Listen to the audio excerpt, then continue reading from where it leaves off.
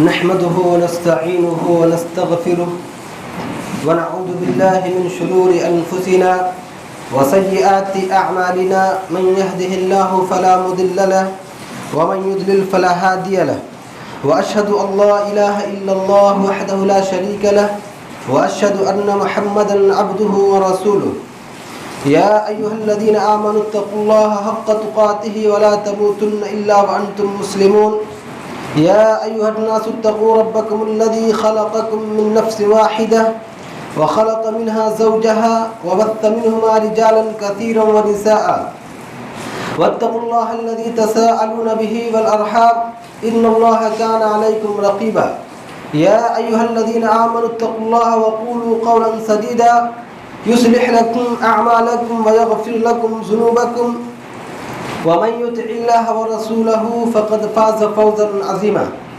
अम्मा बअदु फ़इन्न ख़ैरल हदीस किताबुल्लाह व खैरल हदी हदी मुहम्मदिन सल्लल्लाहु अलैहि वसल्लम व शर्रल उमूरि मुहदसातुहा व कुल्लु मुहदसतिन बिदअह व कुल्लु बिदअतिन ज़लालह व कुल्लु ज़लालतिन फ़िन्नार अऊज़ु बिल्लाहि मिनश शैतानिर रजीम बिस्मिल्लाहिर रहमानिर रहीम या अय्युहल्लज़ीना आमनू कूनू क़व्वामीन लिल्लाहि शुहदाअ बिल क़िस्त व ला यजरिमन्नकुम शनआनु क़ौमिन अला अल्ला तअदिलू इअदिलू हुवा अक़रबु लित्तक़वा वत्तक़ुल्लाह इन्नल्लाहा ख़बीरुम बिमा तअमलून व क़ाल सुब्हानहु व तआला इन्नल्लाहा यअमुरुकुम अन तुअद्दुल अमानाति इला अहलिहा व इज़ा हकमतुम बैनन नासि अन तहकुमू बिल अद्ल व क़ाल अन्नबियुल मुस्तफ़ा सल्लल्लाहु अलैहि वसल्लम सबअतुन युज़िल्लुहुमुल्लाहु फ़ी ज़िल्लिहि यौम ला ज़िल्ला इल्ला ज़िल्लुहु अल इमामुल आदिल।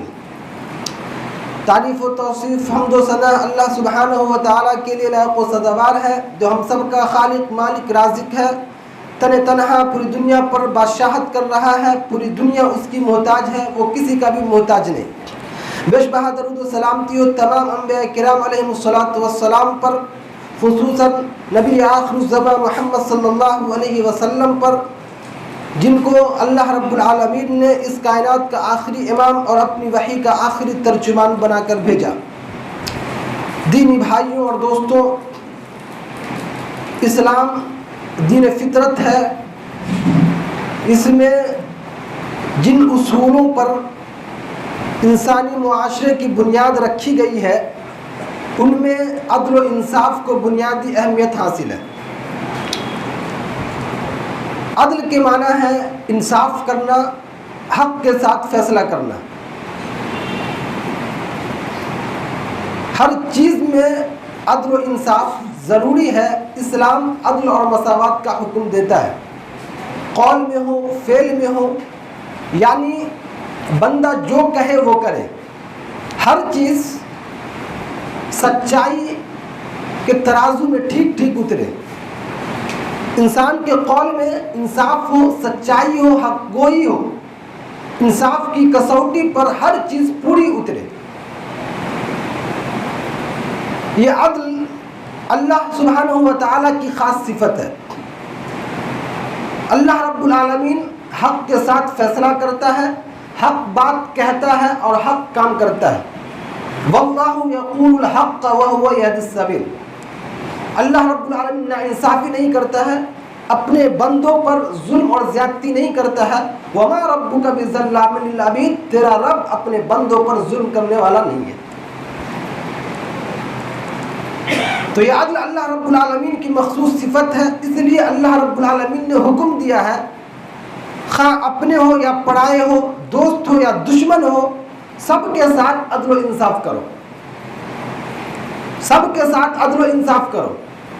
चुनांचे अल्लाह रब्बुल आलमीन ने फरमाया, या अय्युहल्लज़ीना आमनू कूनू क़व्वामीन लिल्लाहि शुहदाअ बिल क़िस्त, ए ईमान वालो अल्लाह के लिए हक़ की गवाही देने वाले, हक़ के साथ फैसला करने वाले बन जाओ।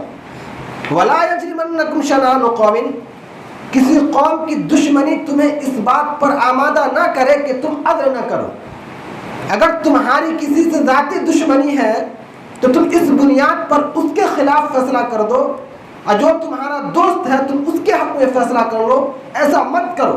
वला यजरिमन्नकुम कि किसी कौम की दुश्मनी तुम्हें इस बात पर आमादा ना करे कि तुम अदल ना करो। इअदिलू, तुम अल्लाह के लिए अदल इंसाफ करो।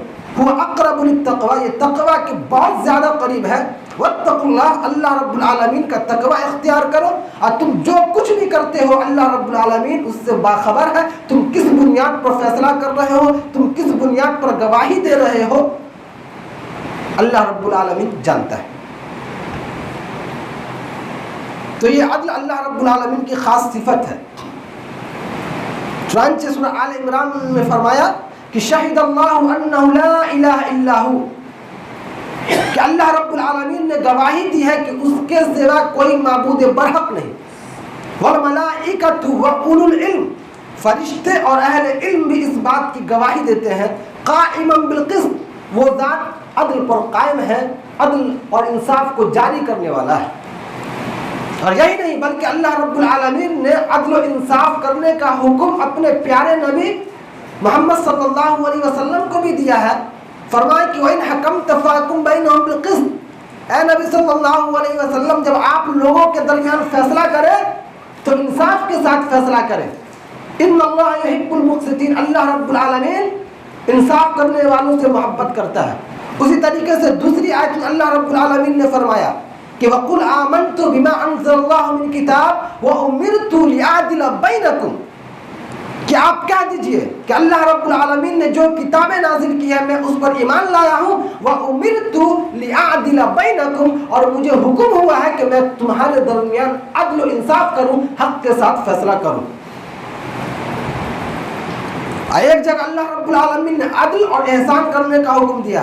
फरमाया कि इन्नल्लाह यामुरु बिल अदल वल एहसान, ऐ ईमान वालो बेशक अल्लाह रब्बुल आलमीन तुम्हें हुक्म दे रहा है कि तुम अदल और इंसाफ करो, वल एहसान, और एहसान करो। उसी तरीके से अल्लाह रब्बुल आलमीन ने तमाम अहले ईमान को मुखातब करके फरमाया कि इन्नल्लाह यामुरुकुम अन तुअद्दुल अमानाति इला अहलिहा, कि अल्लाह रब्बुल आलमीन तुम्हें हुक्म दे रहा है कि तुम अमानतों को उनके अहल को लौटा दो, जिसका वो हक है तुम अमानत उनके हवाले कर दो। वइज़ा हकमतुम बैनन नास, और जब तुम दो लोगों के दरमियान फैसला करो तो अदल और इंसाफ के साथ फैसला करो। अदल और इंसाफ के साथ तुम लोगों के दरमियान फैसला करो। उसी तरह से दीनी भाई और दोस्तों, सूरह साद में जहाँ अल्लाह के नबी हज़रत दाऊद अलैहिस्सलाम को ज़मीन की खिलाफत होने का जिक्र हुआ है, वहाँ उन्हें लोगों के दरमियान हक के साथ फैसला करने और अपनी ख्वाहिश नफ्स की पैरवी न करने की तलकीन की गई है। चुनांचे अल्लाह रब्बुल आलमीन ने फरमाया कि या दाऊद इन्ना जअलनाका खलीफतन फिल अर्ज़, ऐ दाऊद हमने आपको ज़मीन की खिलाफत अता की है। फ़ाहकुम बैनन नास बिल हक़, लिहाजा आप लोगों के दरमियान इंसाफ के साथ फैसला करें। वला तत्तबिल हवा, अपने ख्वाहिश नफ्स की पैरवी न करें, अपने ख्वाहिश नफ्स की पैरवी न करें, अपनी ज़ाती दोस्ती और दुश्मनी को न देखें, बल्कि अल्लाह के लिए इंसाफ के साथ फैसला करें। फ़युज़िल्लक अन सबीलिल्लाह, अगर आपने अपनी ज़ाती दोस्ती और दुश्मनी देखी, अपनी ख्वाहिश नफ्स की पैरवी की, तो आप अल्लाह के रास्ते से गुमराह हो जाएंगे, भटक जाएंगे। ठीक इसी तरह का हुक्म नबी सल्लल्लाहु अलैहि वसल्लम को भी हो रहा है कि आप जब लोगों के दरमियान फैसला करें तो हक के साथ फैसला करें, इंसाफ के साथ फैसला करें। वला तत्तबि अहवाअहुम, आप लोगों की ख्वाहिश नफ्स को न देखें, उनकी खुशी को न देखें, उनकी नाराज़गी को न देखें, बल्कि जो हक है उसी के मुताबिक फैसला करें। अल्लाह के दीन की मुताबिक, अल्लाह के दीन के मुताबिक आप फैसला करें। दीनी भाइयों और दोस्तों, इन तमाम कुरानी आयत से वाज़ेह होता है कि हाकिम हो या काजी हो या वो लोग जिनके पास फैसले करने के इख्तियार है, जिनके पास इक़्तिदार है, वो दो लोगों के दरमियान फैसला करते हैं, तो उनके लिए ज़रूरी है कि वो हक के साथ फैसला करें, इंसाफ करें, अपनी ज़ाती पसंद और नापसंद को मलहूज़ खातिर न रखें, और न ही गुस्से की हालत में फैसला करें, जज्बात में आकर फैसला ना करें। इसलिए कि जज्बात में किया हुआ फैसला अक्सर नाहक होता है, हक पर मबनी नहीं होता है। और यही वजह है कि अबू बकर रज़ियल्लाहु ताला अन्हु ने अपने बेटे को लिखा, क्या मेरे बेटे, जब तुम दो लोगों के दरमियान फैसला करो तो गुस्से की हालत में फैसला मत करो, जज्बात में आकर तुम फैसला मत करो, क्योंकि नबी सल्लल्लाहु अलैहि वसल्लम को मैंने फरमाते हुए सुना है सही बुखारी में कि ला यक़्ज़ी हकमन बैन नास, कि किसी हकम के लिए, किसी काजी के लिए ये जायज़ नहीं है कि वो गुस्से की हालत में फैसला करे। गुस्से की हालत में फैसला नहीं करना चाहिए। गुस्से की हालत में इंसान को कोई कदम नहीं उठाना चाहिए, चाहे वो फैसला करे लोगों के दरमियान हो। तो दीनी भाइयों और दोस्तों, इस्लाम हर चीज में अदल और इंसाफ का हुक्म देता है। इस्लाम से बेहतर तालीमात कोई नहीं। इस्लाम सबसे बेहतर मजहब है। इस्लाम का कानून सबसे बेहतर कानून है। नबी सल्लल्लाहु अलैहि वसल्लम अल्लाह के नबी होने के साथ साथ हुक्मरान वक्त और काजी भी थे। चुनांचे दरबार रिसालत से मुख्तलिफ मौके पर जो फैसले सादिर हुए वो इंसाफ और हक की रोशन मिसालें हैं। वो इंसाफ और हक की रोशन मिसालें हैं। आप तारीख का मुताला कीजिए, उसके बाद देखिए तो आपको समझ में आएगा कि नबी सल्लल्लाहु अलैहि वसल्लम दुनिया के सबसे बेहतर आदिल थे। आपसे बेहतर आदिल कोई नहीं है। आप हर हाल में इंसाफ करने वाले थे। ऐसा इंसाफ करने वाला किसी माँ ने आज तक न जाना है, न क़यामत तक जान सकता है। इसकी सबसे वाज़ेह मिसाल सही बुखारी और सही मुस्लिम में आपको मिलेगी। एक औरत जिसका नाम फातिमा था, कबीला मखजूम की थी, चोरी के इल्जाम में पकड़ी गई। इस्लामी कानून के मुताबिक उसका हाथ काटना है। इज्जतदार घराने की थी, अमीर घराने की थी, इज्जतदार कबीले के थी। कबीले के लोग बहुत ज्यादा परेशान हो गए कि क्या होगा, लोग क्या कहेंगे कि कबीला मखजूम की एक औरत का हाथ काटा गया, चोरी में पकड़ी गई, सारे कबीले के लोगों की इज्जत खाक में मिल जाएगी, नाक कट जाएगी। इज्जत का सवाल था, बड़े लोग थे, मुअज़्ज़ज़ लोग थे। उस कबीले की एक औरत चोरी के इल्जाम में पकड़ी गई। लोग बहुत ज्यादा परेशान, लोग बहुत ज्यादा परेशान कि ये बात लोगों में मशहूर हो जाएगी। खानदान का सवाल है, कबीले का सवाल है, लेकिन किसी में ये हिम्मत नहीं हो रही थी कि वो नबी सल्लल्लाहु अलैहि वसल्लम से जाकर इस मामले में कुछ बात करें, क्योंकि वो जानते थे कि नबी सल्लल्लाहु अलैहि वसल्लम हर हाल में इंसाफ करेंगे, इस्लाम के कानून के मुताबिक फैसला करेंगे। किसी में ये हिम्मत नहीं हो रही थी। इधर ये लोग बेचैन हैं, परेशान हैं। बिल आखिर उसामा बिन ज़ैद रज़ियल्लाहु ताला अन्हु, जो नबी सल्लल्लाहु अलैहि वसल्लम के बहुत ज्यादा चहीते और महबूब थे, नबी सल्लल्लाहु अलैहि वसल्लम उनकी हर बात मानते थे। लोगों ने उसामा बिन ज़ैद को आपकी खिदमत में भेजा सिफारिश करने के लिए। उसामा बिन ज़ैद नबी सल्लल्लाहु अलैहि वसल्लम की खिदमत में आए और कहने लगे कि अल्लाह के रसूल सल्लल्लाहु अलैहि वसल्लम, उस औरत की सजा में आप तखफीफ कर दीजिए। नबी सल्लल्लाहु अलैहि वसल्लम बहुत ज्यादा गुस्सा हुए, गुस्से से आपका चेहरा सुर्ख हो गया और कहा, या उसामा अतशफा मिन हुदूदिल्लाह, क्या तुम अल्लाह रब्बुल आलमीन के हुदूद में सिफारिश करते हो? तुम्हारी ये हिम्मत कैसे हुई, तुम्हारी ये जुर्रत कैसे हुई कि मैं उसकी सजा को कम कर दूं? उसके बाद नबी सल्लल्लाहु अलैहि वसल्लम ने तमाम लोगों को जमा किया और कहा कि सुनो, तुमसे पहले के लोग इसी वजह से हिलाक हो गए थे। जब उनमें का कोई बड़ा आदमी, कोई मुअज़्ज़ज़ आदमी चोरी करता, उसको छोड़ दिया जाता, और जब कोई आम आदमी चोरी करता तो उसका हाथ काट दिया जाता।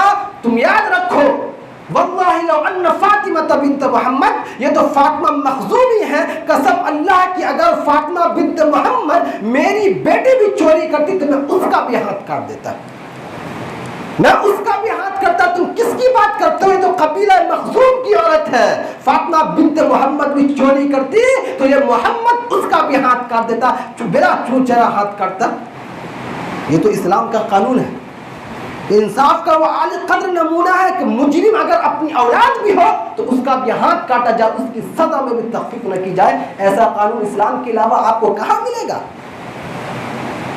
दीनी भाई और दोस्तों, उसी तरीके से जंग बदर में मुसलमानों की फतह हुई। फतह के बाद कुछ कैदी मुसलमानों के कब्जे में आए। उन कैदियों की मदीने में पहली रात थी। लोगों ने तमाम कैदियों को बांध दिया, हाथ और पांव को जोर से बांध दिया। उसमें नबी सल्लल्लाहु अलैहि वसल्लम के चचा अब्बास भी थे, बड़े नाज़ो नईम में पले हुए थे। तमाम कैदियों की तरह उनके साथ भी वही बर्ताव किया गया। ये नहीं कि ये नबी के चचा हैं तो उनके साथ कुछ अलग सलूक किया जाए, बिल्कुल भी नहीं। तमाम कैदियों को एक तरह बांध दिया गया। बड़े नाज़ो नईम में पले हुए थे, तकलीफ बर्दाश्त नहीं कर पा रहे थे। वो जो रस्सी बंधी हुई थी, रस्सी जो बंधी हुई थी हाथ पांव में, उसकी दर्द और तकलीफ से कराह रहे थे। नबी सल्लल्लाहु अलैहि वसल्लम के चचा हैं। इधर नबी सल्लल्लाहु अलैहि वसल्लम बेचैन है, परेशान है, आपको नींद नहीं आ रही है, करवट पे करवट बदल रहे हैं। एक सहाबी रसूल गए, कहा अल्लाह के रसूल सल्लल्लाहु अलैहि वसल्लम आप क्यों बेचैन हैं, आप क्यों परेशान हैं?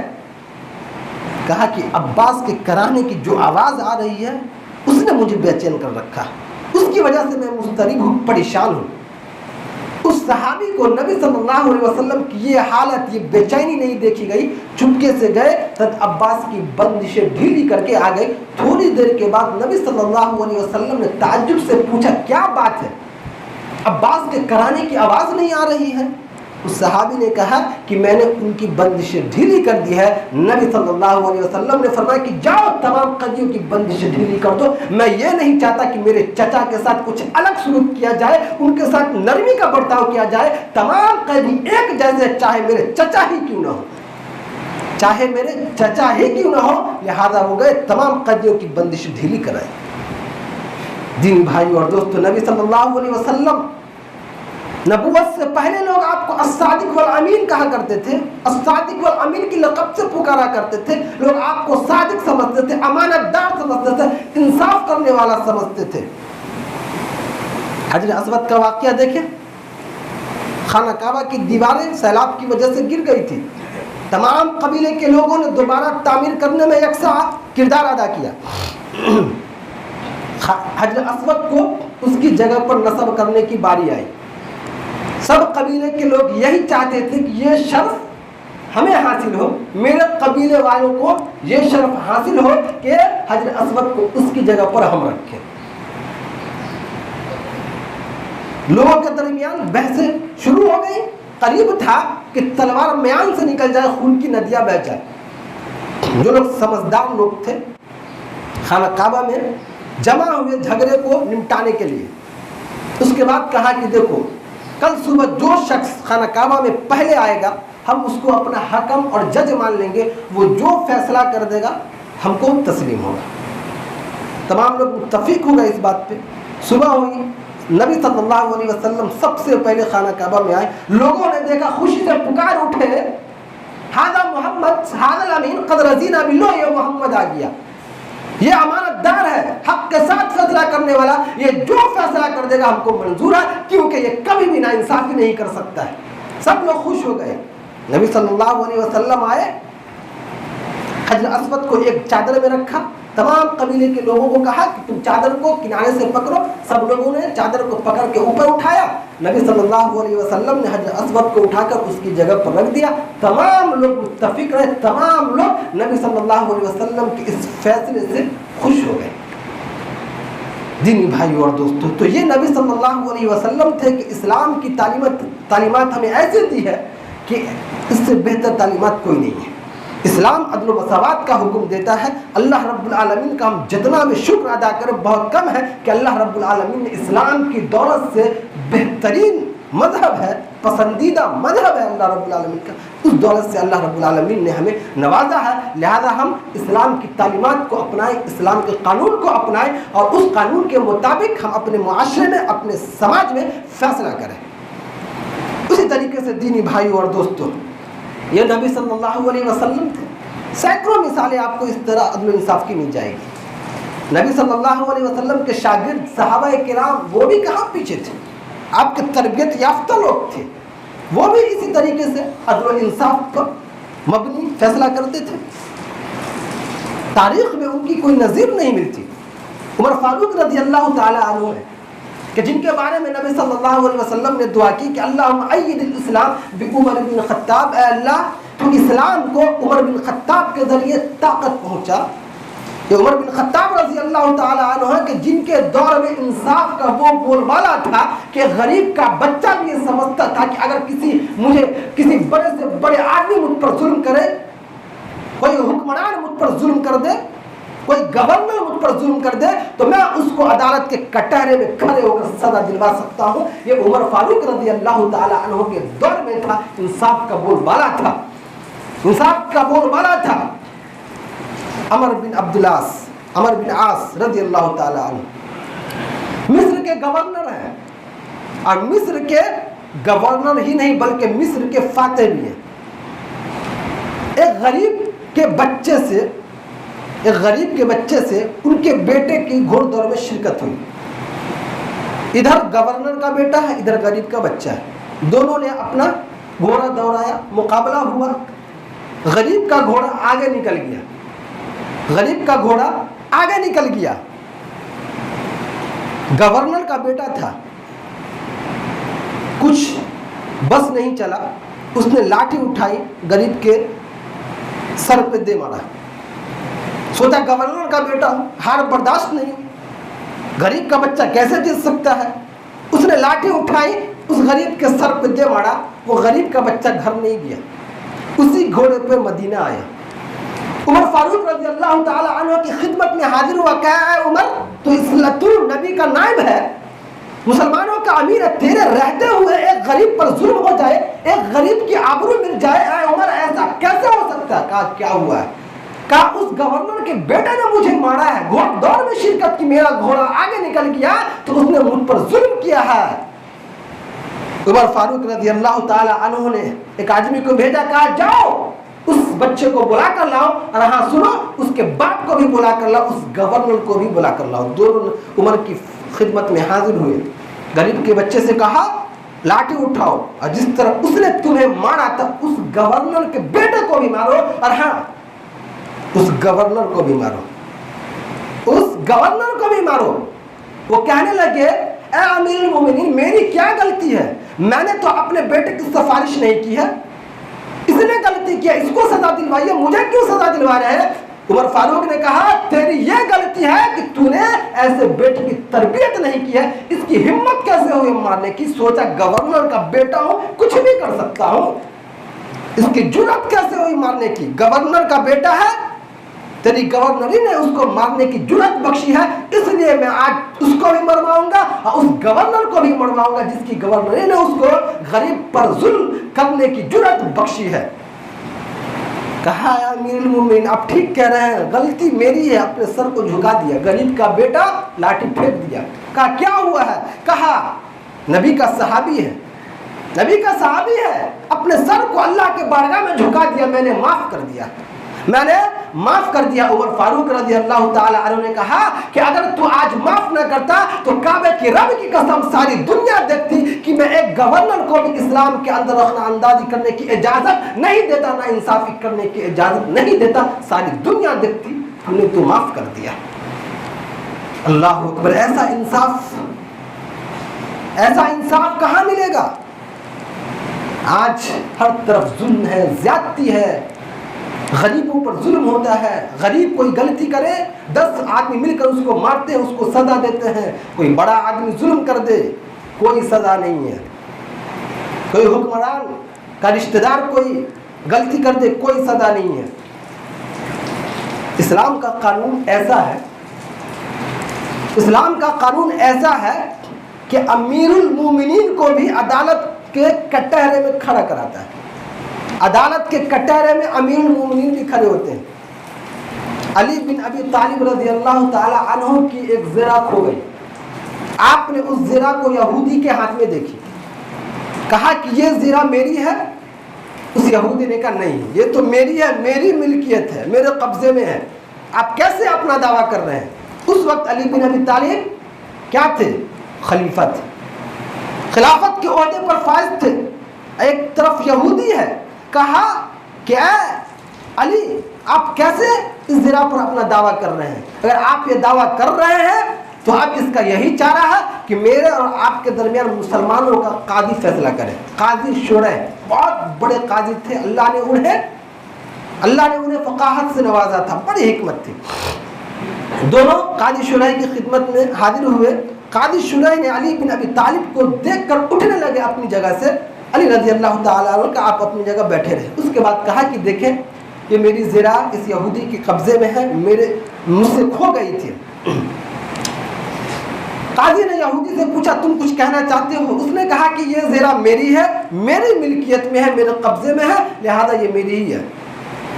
काजी ने कहा ए अमीरुल मोमिनीन, अल्लाह की कसम आपका वादा बिल्कुल सच्चा है, ये ज़रा आप ही की है, लेकिन इस्लामी कानून के मुताबिक आपको गवाह पेश करना वाजिब है। अमीरुल मोमिनीन है, अपने गुलाम को गवाह के तौर पर पेश किया, आपके हक में गवाही दी। उसके बाद हसन और हुसैन को गवाह के तौर पर पेश किया, उन दोनों ने भी आपके हक में गवाही दी।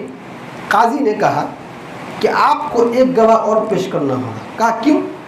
कहा ये गुलाम है, इसकी गवाही तो मैं कबूल कर रहा हूँ, लेकिन आपके दोनों बेटों की गवाही मैं कबूल नहीं कर रहा हूँ। कहा क्यों नहीं कर रहे? अल्लाह की कसम मैंने उमर फारूक रजी अल्लाह ताला अन्हु को फरमाते हुए सुना है कि हसन और हुसैन नौजवानान अहले जन्नत के सरदार हैं।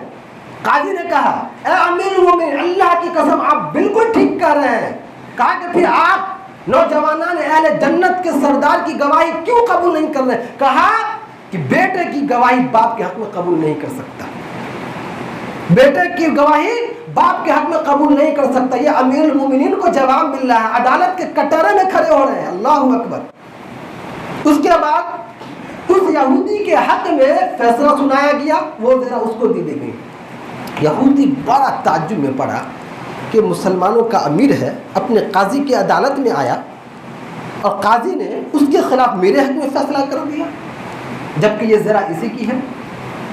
उसने अली रज़ी अल्लाह ताला अन्हु की तरफ निगाह उठाई और कहा कि ये ज़रा वाकई आप ही की है, फला रोज़ आपसे गिर गई थी तो मैं उठा लिया था, लिहाजा ये ज़रा आप ले लें। उसके बाद उस यहूदी ने कहा अशहदु अल्ला इलाहा इल्लल्लाह व अशहदु अन्ना मुहम्मदन अब्दुहु व रसूलुहु। उसी वक्त उसने इस्लाम कबूल किया। अली रज़ी अल्लाह ताला अन्हु ने कहा ये ज़रा भी तुम ले लो और ये घोड़ा भी तुम ले लो। हमारे असलाफ को सहाबा किराम के किरदार को देखकर यहूदी मुसलमान होता था। आज हमारे किरदार को देखकर सारी दुनिया हमसे नफरत कर रही है। सिर्फ नफरत ही नहीं कर रही है, बल्कि तरह तरह के इल्ज़ाम लगा रहे हैं। अगर आज भी हम इस्लाम के मुताबिक अपनी ज़िंदगी गुजारें, इस्लाम की तालीमात को अपना लें, तो वही लोग जो आज हमसे नफरत कर रहे हैं बहुत मुमकिन है कि हमारे सफ में खड़े हो जाए। हमारे असलाफ को देखकर गैर मुस्लिम भाई को भी अल्लाह याद आ जाता था। आज हमारे किरदार को देखकर क्या हालत हो रही है लोगों की। तो अगर आज भी हम कुरान और सुन्नत के मुताबिक अपनी ज़िंदगी गुजार लें, अल्लाह के दिन के मुताबिक अपनी ज़िंदगी गुजार लें, तो लोग हमारे सब में शामिल हो जाए, ये बहुत मुमकिन है। तो दीनी भाइयों और दोस्तों, तो इस्लाम अदल व मसावत का हुक्म देता है। हर चीज़ में अदल व इंसाफ ज़रूरी है, कौल में हो, फ़ेल में हो, अपनी औलाद में हो, बीवियों के दरमियान हो, हर एक चीज़ में इंसाफ ज़रूरी है। और इसकी बड़ी अहमियत कुरान और हदीस में आई है। चुनांचे सही बुखारी में नबी सल्लल्लाहु अलैहि वसल्लम ने फरमाया कि सब युज़िल्लुहुमुल्लाह, 7 किस्म के लोग ऐसे हैं कि अल्लाह रब्बुल आलमीन उनको कल क़यामत के दिन अपने साये के नीचे जगह देगा, जिस दिन उसके साये के सिवा कोई साया नहीं होगा। चिलचिलाती धूप होगी, चिलचिलाती धूप होगी, सारे मैदान में कोई सायादार दरख्त नहीं होगा। अल्लाह रब्बुल आलमीन ऐसे वक्त में 7 खुशनसीब लोगों को अपने अर्श के साये के नीचे जगह देगा। उसमें से जो पहले लोग हैं अल इमामुल आदिल, इंसाफ करने वाला हुक्मरान, इंसाफ करने वाला हुक्मरान जो अपनी राया के साथ खुद भी इंसाफ करे और अपने छोटे बड़े अहदेदारों को भी इंसाफ की तरगीब दे, खुद भी जुल्म व ज़्यादती से बचे और अपने छोटे बड़े अहदेदारों को भी जुल्म व ज़्यादती से रोके। अल इमाम से मुराद सिर्फ आला हुक्मरान या हुक्मरान वक्त या काजी ही नहीं है, बल्कि वो लोग भी हैं जिनके पास फैसला करने का इख्तियार है, जो 2 लोगों के दरमियान फैसला करते हैं, वो लोग भी इसमें शामिल है। और आदिल से मुराद जो बिला इफरात व तफरीद अल्लाह के दीन के मुताबिक फैसला करे। तो जो लोग ऐसा करते हैं, 2 लोगों के दरमियान अगर उनको फैसला करना हो या अपनी राया के दरमियान फैसला करना हो, हक और इंसाफ के साथ फैसला करते हैं तो ऐसे खुशनसीब लोग अल्लाह के साये के नीचे होंगे जिस दिन कोई साया नहीं होगा। और यही नहीं बल्कि कल क़यामत के दिन नबी सल्लल्लाहु अलैहि वसल्लम ने फरमाया कि इन्नल मुक़सितीन, कि बेशक अदल और इंसाफ करने वाले कल क़यामत के दिन नूर से बने हुए उन मिंबर पर होंगे जो अल्लाह रब्बुल आलमीन की दाएं तरफ होंगे, और अल्लाह के दोनों हाथ दाएं हैं। जो लोग अदल इंसाफ करते हैं वो नूर से बने हुए उस मिंबर पर होंगे जो अल्लाह के दाएं तरफ रखा होगा। ये वो लोग होंगे जो अपनी रियाया के साथ इंसाफ करते हैं, अपने घर वालों में और अपनी हर जिम्मेदारी में इंसाफ करते हैं, अपनी दोस्ती और दुश्मनी को अपने दोस्ती और दुश्मनी की परवाह नहीं करते हैं कि इससे हमारी दोस्ती है, अब उसका फैसला मेरे पास आया तो सारी दुश्मनी निकाल लो। नहीं, इससे दोस्ती है, रिश्तेदार है तो जाहिर सी बात है ये मेरा रिश्तेदार है, ये मेरी औलाद है तो इसके हक में फैसला करना है। ये मेरा कोई रिश्तेदार नहीं तो इसके खिलाफ फैसला करना है। ऐसा बिल्कुल भी नहीं होना चाहिए। अगर जो लोग ऐसा करते हैं और जिनकी ऐसी सोच है तो उनके लिए बहुत सख्त वईद भी आई है। चुनांचे सही बुखारी में नबी सल्लल्लाहु अलैहि वसल्लम ने फरमाया कि मा मिन अब्दिन यस्तरील्लाहु रईया, कि अल्लाह रब्बुल आलमीन जब किसी बंदे को किसी रियाया की जिम्मेदारी सौंपता है या जो लोग किसी के दरमियान फैसला करते हैं और वो अपने फैसले में हक के साथ फैसला नहीं करते हैं बल्कि ना इंसाफी करते हैं, दोस्ती और दुश्मनी को देखते हैं, अपनी रियाया पर जुल्म और ज़्यादती करते हैं और वो ऐसे ही करते रहते हैं और उसकी मौत इसी हालत पर होती है तो इल्ला हर्रमल्लाहु अलैहि जन्नह, अल्लाह रब्बुल आलमीन ऐसे शख्स पर जन्नत को हराम कर देता है। तो दीनी भाई और दोस्तों, ज़रूरत इस बात की है कि हम हक बोलें, हक सुने। हक सुनना भी एक अदल है।